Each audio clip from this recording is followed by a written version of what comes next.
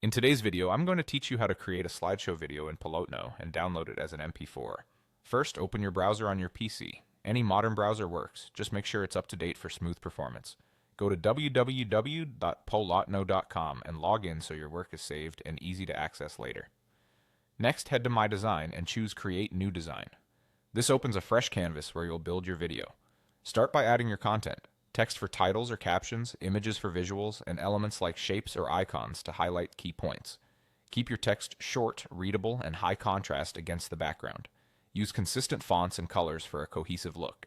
If an image appears cropped, drag the corner handles to resize while keeping proportions, and use alignment guides to center or balance your layout.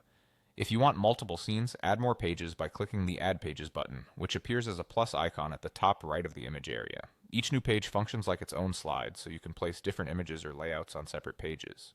To see everything at a glance, click Pages at the bottom left. This opens a panel with thumbnails, so you can quickly check that each page contains the right elements and flows logically. Remember, every page will become a frame in your final video, playing in order from top to bottom. Now dial in the pacing. In the timeline, drag the edge of each page's image to make its duration longer or shorter. Longer durations give viewers time to read or absorb details. Shorter durations keep the slideshow moving.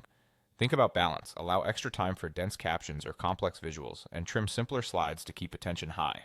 As you adjust, keep an eye on consistency so transitions feel smooth from one page to the next.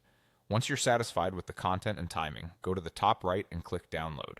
In the options that appear, choose MP4. MP4 is a widely compatible video format that plays nicely on most devices and platforms. After selecting MP4, click Download again to start the export. The rendering process may take a moment depending on how many pages you've created and the total duration. When it finishes, the video will save to your default downloads folder, ready to share, upload, or present. And that's it.